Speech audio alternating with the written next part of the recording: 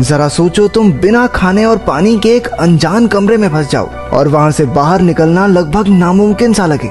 कुछ ऐसा ही होता है हमारी आज की कहानी में। पूरी रात शराब पीने के बाद एक आदमी जब सुबह उठा तो उसके सर में तेज दर्द होने लगा। वो अपनी साइड में देखकर डर गया कि एक मरा हुआ चूहा बिल्कुल उसके बगल में पड़ा था। जल्द ही उसे एहसास हुआ कि वो एक तिजोरी जैसे कमरे में कैद है, जिसमें एक लोहे का दरवाजा और एक अलमारी है। बहुत सारी मक्खियां उसके आसपास भिनभिना रही थी। उनमें से कुछ मरे हुए चूहे से अपना पेट भरने में बिजी थी। इसके बाद उस आदमी ने घड़ी में देखा कि सुबह के 9 बज रहे थे। उसने वो लोहे का दरवाजा खोलने की बहुत कोशिश की, लेकिन कोई फायदा नहीं हुआ। उसने दरवाजा पीट पीट कर चिल्लाना शुरू कर दिया, लेकिन बाहर से कोई जवाब नहीं आया। उसे कोई अंदाजा नहीं था कि वो इस कमरे में कब और कैसे पहुंचा। थोड़ी देर बाद उसे पेशाब का प्रेशर बनने लगा और अब उसे बहुत जोर से वॉशरूम जाना था। पहले तो उसे लगा कि उसके साथ किसी ने मजाक किया है। उसे लग रहा था कि ये काम फ्लेचर नाम के एक आदमी का है जो उसके साथ काम करता था। वो मजाक में कहने लगा कि बाहर आते ही उसे नौकरी से निकाल देगा, लेकिन थोड़ा वक्त बीत जाने के बाद उसे एहसास हुआ कि बाहर किसी के होने का नामो निशान ही नहीं था।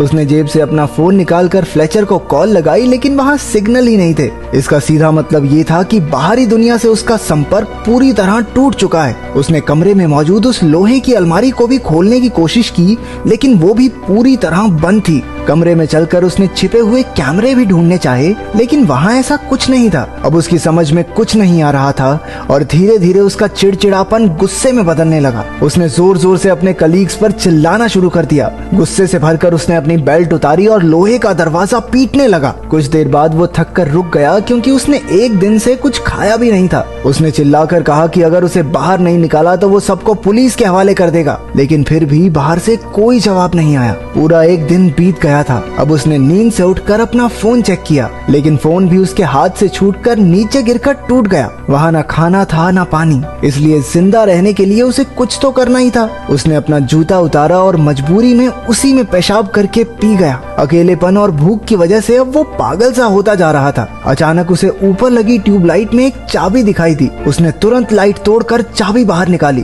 उस चाबी की मदद से वो लोहे की अलमारी खुल गई, जिसके अंदर उसे प्योर ऑक्सीजन के 2 कैंस और छेनी हथौड़ी जैसे कुछ औजार मिले। उसने औजारों की मदद से वो लोहे का दरवाजा तोड़ने की कोशिश की, लेकिन दरवाजे पर एक खरोंच तक नहीं आई। वो वेल्डिंग मशीन के जरिए दरवाजे को जलाने लगा, लेकिन उसे उसका इस्तेमाल नहीं करना आता था। वेल्डिंग गन की आग देखकर उसे एक आइडिया आया। उसने आग का इस्तेमाल करके फायर अलार्म को ट्रिगर करने का प्लान बनाया, जिससे उसे थोड़ा पानी नसीब हो जाए, लेकिन बदकिस्मती से वो अलार्म नकली निकला। इसके बाद उसने छेनी हथौड़ी से दरवाजे का ताला तोड़ने का प्लान बनाया, लेकिन वो दरवाजा इतना मजबूत था कि उसे तो दया तक न तोड़ पाए। भूख और प्यास से बेहद परेशान होकर वो डिप्रेशन में जाने लगा। उसने अपना गुस्सा निकालने के लिए अलमारी को जोर जोर से पीटना शुरू कर दिया, लेकिन कुछ देर बाद वो फिर से शांत होकर बैठ गया। तभी उसे दीवार में एक छेद दिखाई दिया। वो तुरंत छेनी हथौड़ी लेकर उसे तोड़ने लगा। वो वहाँ सुरंग बनाकर बाहर निकलने की फिराक में था। धीरे धीरे कमरे में ऑक्सीजन का स्तर कम हो रहा था,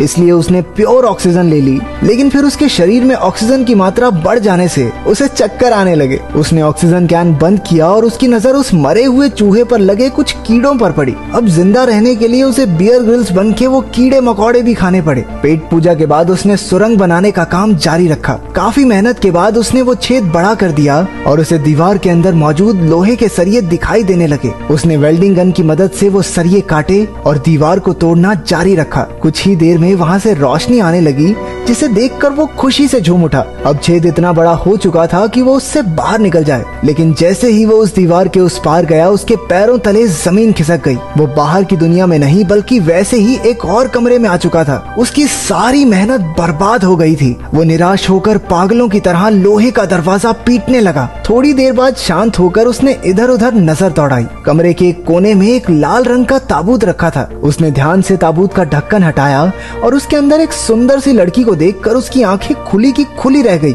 वो मरी हुई तो नहीं लग रही थी, तो शायद गहरी नींद में सो रही होगी। जब उस आदमी ने लड़की को जगाया तो वो बुरी तरह से डर जाती है। जब उसने उससे बात करने की कोशिश की तो पता चला कि वो एक दूसरे की भाषा नहीं समझते थे। वो लड़की डर कर उसी के पुराने कमरे में जाकर छिप गई। उस आदमी में उसे कुछ भी समझा पाने की ताकत बची ही नहीं थी, इसलिए उसने ताबूत में ही सोकर रात गुजारने का फैसला किया। लेकिन बीच रात में ही डरी हुई लड़की ने आकर उसे जगा दिया। उसने आदमी को सुरंग का काम जारी रखने का इशारा किया, लेकिन भूख प्यास की वजह से कुछ कुछ भी करना उसके लिए नामुमकिन था। इतने दिन काम करते करते उसके हाथों पर भी चोट आ गई थी और उसे अब आराम की सख्त जरूरत थी। उस लड़की ने खुद ही औजार उठाकर सुरंग खोदनी शुरू कर दी, लेकिन ये इतना भी आसान नहीं था। थोड़ी देर बाद उसे पेशाब आ गया और वो दूसरे कमरे की ओर भागी, लेकिन आदमी ने उसे वहीं रोक लिया। वो इशारा करके उसे कुछ समझाने लगा। असल में उसने 3 दिन से पानी नहीं पिया था और उस लड़की का पेशाब उसके लिए बेशकीमती था। थोड़ा हिचकिचाते हुए लड़की ने उसकी बात मानकर उसके जूते में पेशाब कर ही दिया।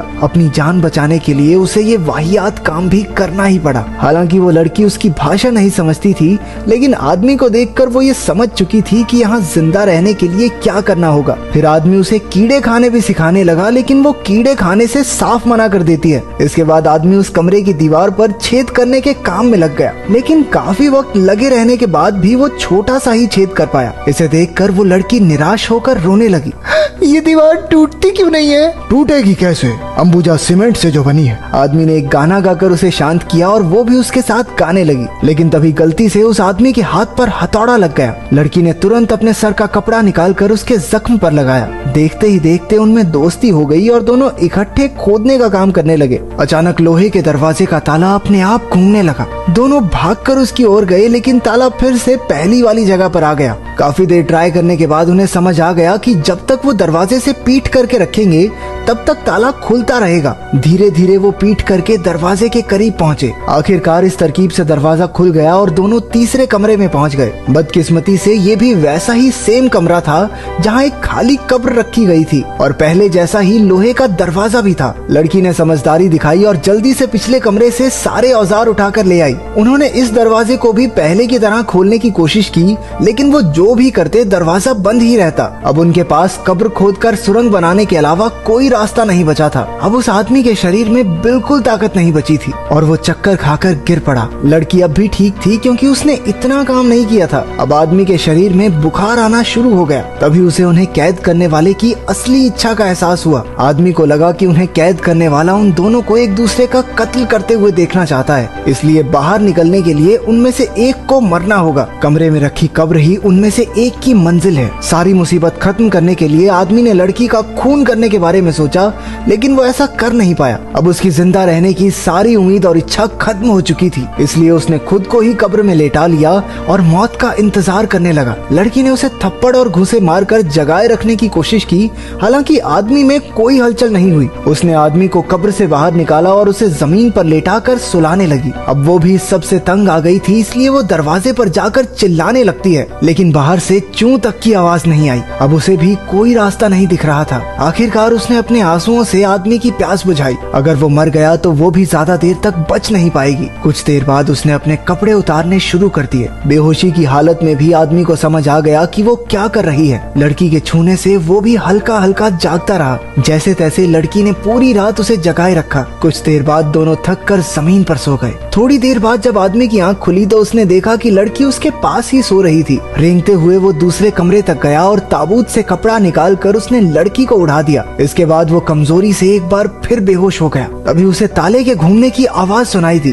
दोनों तुरंत उठ गए और पिछली बार की तरह इस बार भी दोनों ने दरवाजे की तरफ पीठ करके आगे बढ़ना शुरू किया। अब आदमी इतना ज्यादा कमजोर हो चुका था कि खुद से चल भी नहीं पा रहा था। लड़की किसी तरह उसे सहारा देकर अपने साथ दरवाजे तक ले जाती है। अचानक इस बार दरवाजा खुल गया और एक बेहद खूबसूरत नजारा उनकी आंखों के सामने आया। लोहे के दरवाजे के बाहर की दुनिया किसी स्वर्ग से कम नहीं थी। चारों ओर बेहद सुंदर झरने, पक्षी और फूल फैले हुए थे। इतना सुंदर नजारा उन्होंने आज तक नहीं देखा था। दोनों ने एक दूसरे की ओर देखा और खुशी से मुस्कुराने लगे। इतनी मुश्किलें सहने के बाद उन्हें आखिरकार इतना खूबसूरत अंत मिला। हम तुम्हें कमरे में बंद हो और चाबी खो जाए, तो तुम किसके साथ कमरे में बंद होना चाहते हो कमेंट्स में जरूर बताना।